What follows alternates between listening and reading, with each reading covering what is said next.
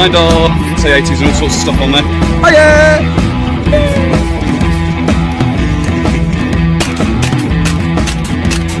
Full. Yes, I did catch it.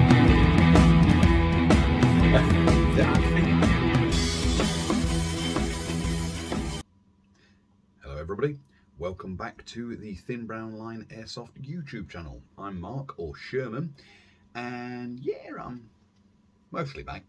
A lot of you have probably read on my YouTube channel in the community bit that I advised that I'd been on a hiatus. That's because my laptop basically blew up. And I've recently bought myself a new PC, all singing, all dancing. Cost enough, game wants to. But I'm hopefully, I'm not making any huge promises, but I'm hopefully going to be back fortnightly, if not weekly, going forwards now. Because part of the reason I was gone for a while is I just was never in the mood to film a video, really. But, oh, and yes, there is something missing. That's because currently here in the UK it's about -3. I blasted the heating on, forgot I blasted the heating on, went out, come back, it's rather hot. I'm not wearing a wool beret in that because I don't have to. I've got nobody barking orders at me telling me to anymore.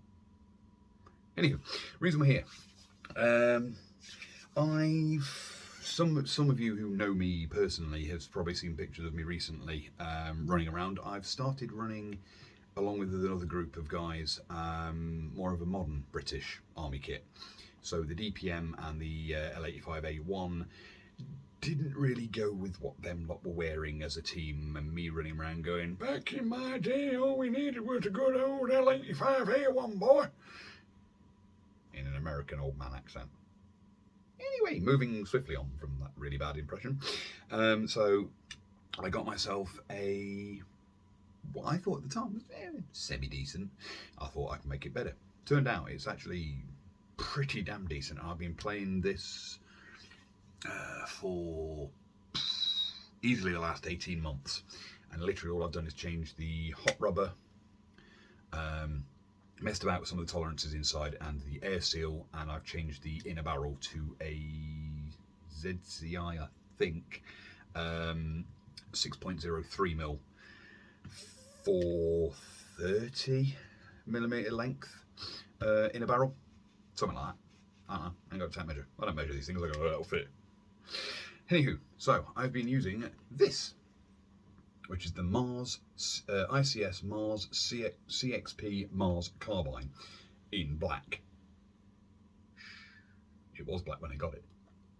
Anywho, MARS stands for Modern Assault Rifle System, because everybody does an anagram.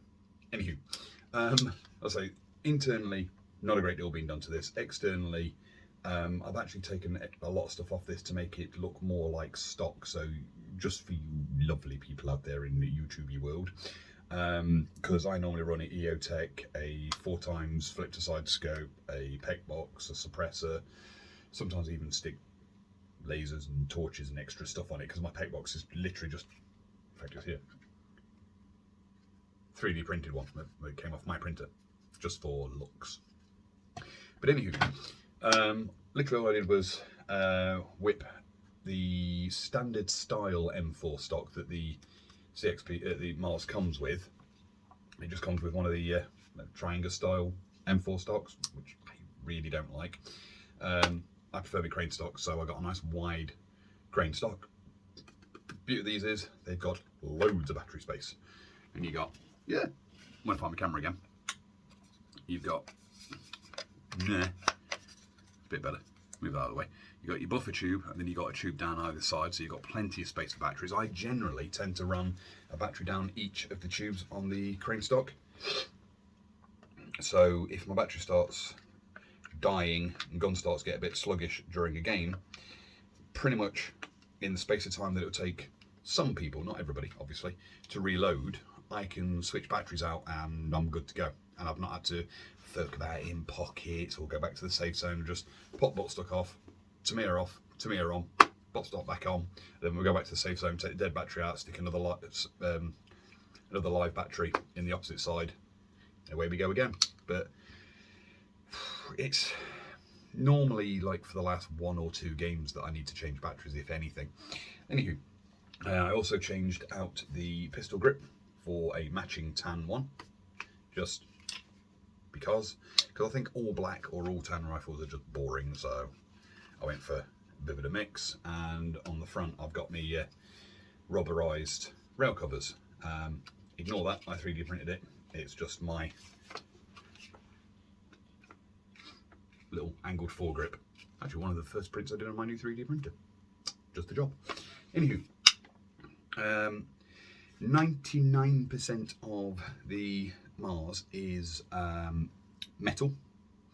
I would say I can't comment on the quality of the metal, but this has lasted me manhandling it for 18 months, and I've actually managed to play a fair few times over the last 1.5 years, so it's lasted fairly well. I mean, I've propped against trees and it's fallen over, and I've fallen on it and all sorts of stuff. I mean, anyone who's met me knows I ain't careful, because if I break it, I just make it again.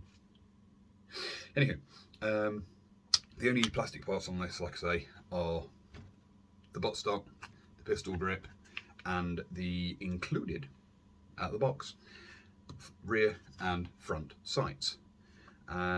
These sights are in a way cool, but in a way useless, because I don't know how well you're going to see this on camera, but if I bring that right up to the camera there, you can see it's got a pistol style, stop focusing on my face, there we go. A pistol style front post, and on the rear it's got, again, just here, pistol style rear sight, which,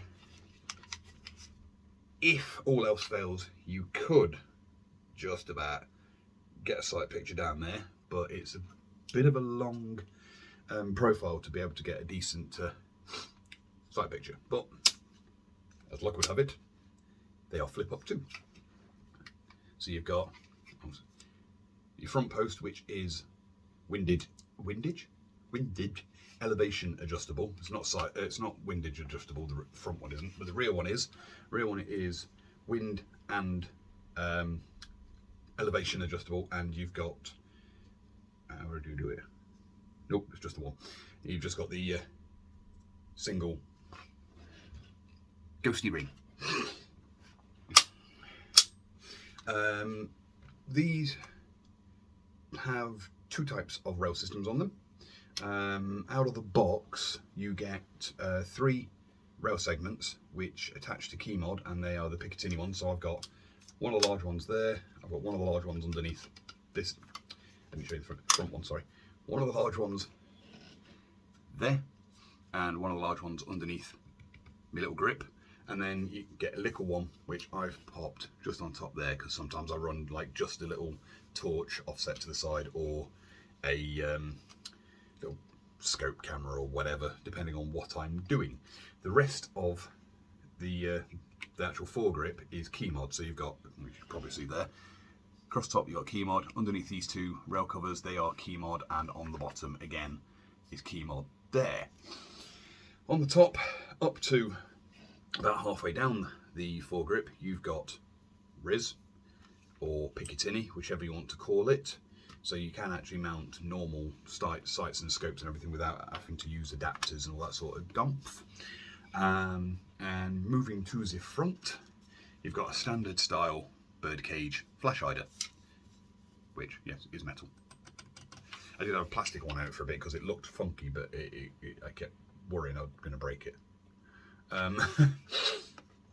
So, I guess the other thing is, this is pretty much, in fact no, this one is completely ambidextrous, which for me is very useful because I am a lefty.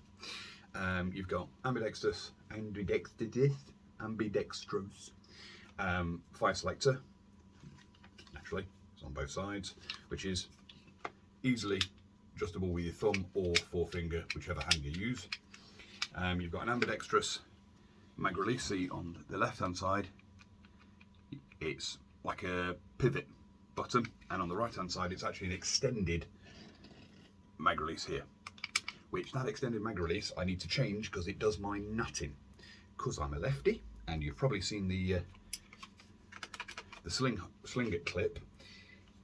When I'm wearing it, tends to be about there, and I move, and it starts doing that, and it's got an extended mag release. So empty, no battery. So when I tend to have it bouncy, and I go up to fire, that happens. So I'm going to switch it out for a standard style M4 release on the right hand side, because I don't use that one anyway, and use the one on the left, funnily enough. Anyway, the one thing this doesn't have, which I wish it had, but I can see why they didn't have it in, is a functional bolt lock. Not the end of the world. I just wish it did, so then you're not obviously holding that whilst fiddling with your hop unit, and then you can click it go. But it's not the end of the world. What it does have is EBB. So it's got an electric blowback, so when you pull the trigger, that in there goes, obviously not the charging handle, but that in there goes like that. And it just adds a bit more realism and makes you look cool, innit?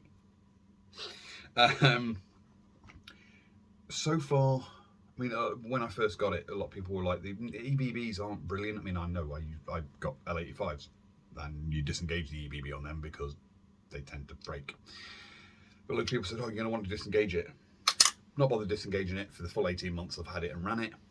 Not had a problem. The only problem I have had, which was my own cock up, I put a weak spring in front of the hop unit.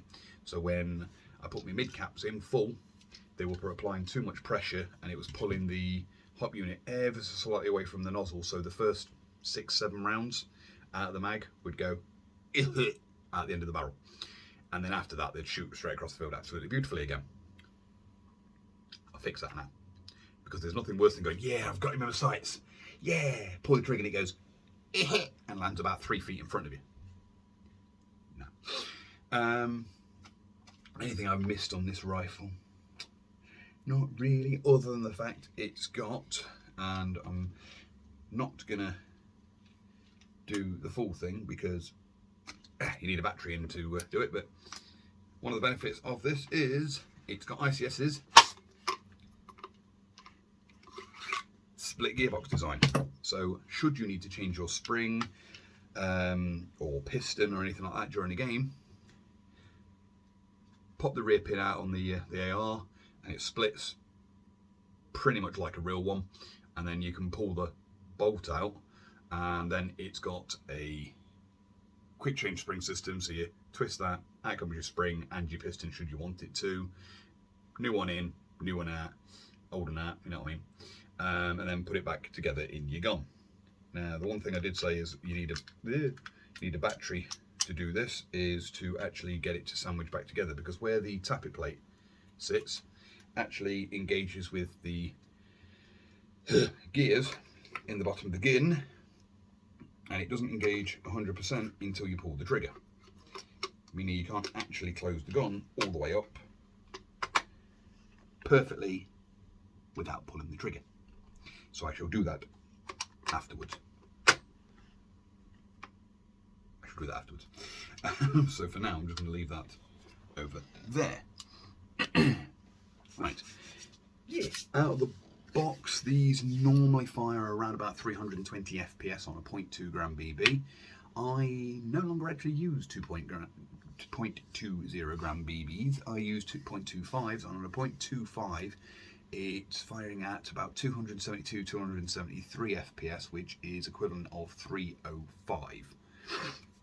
And that's mainly because everything's bedded in, and I've allowed it to stay at low FPS because everything else is set up nicely and I'm getting decent range. I mean, it's a mid-range rifle anyway, distance-wise. I don't think I'm usually engage anybody further than 60 meters tops. Most of the engagement I do is sort of between 25, 30 meters and 50-ish. Certain nothing over 60. And if I do, I've got a fair few sniper rifles, I just grab one of them instead. What else can I tell you about these? Oh yeah, normally the retail from what I've seen, anywhere between sort of £390 and £450 in the UK. Wherever you are in the world, you can convert that yourself. I'm not going to bother because I'm lazy. Other than that, not really more I can tell you about it. It's been very reliable. Like I say, other than the issue I caused after servicing it and putting a wrong spring on the hot unit, not any issues at all. So yeah. So if you like what you see or have heard, you're crazy. But like, subscribe and comment. Please do comment. I enjoy reading your comments and it keeps me busy when I'm not doing something. Anywho, so for now, yeah, hopefully I should be back next week or the week after with my go-to pistol, which I now use. Some of you have already clicked off because you know what the heck that is, but I will be back, and yeah, see you in the next one. Thanks for watching.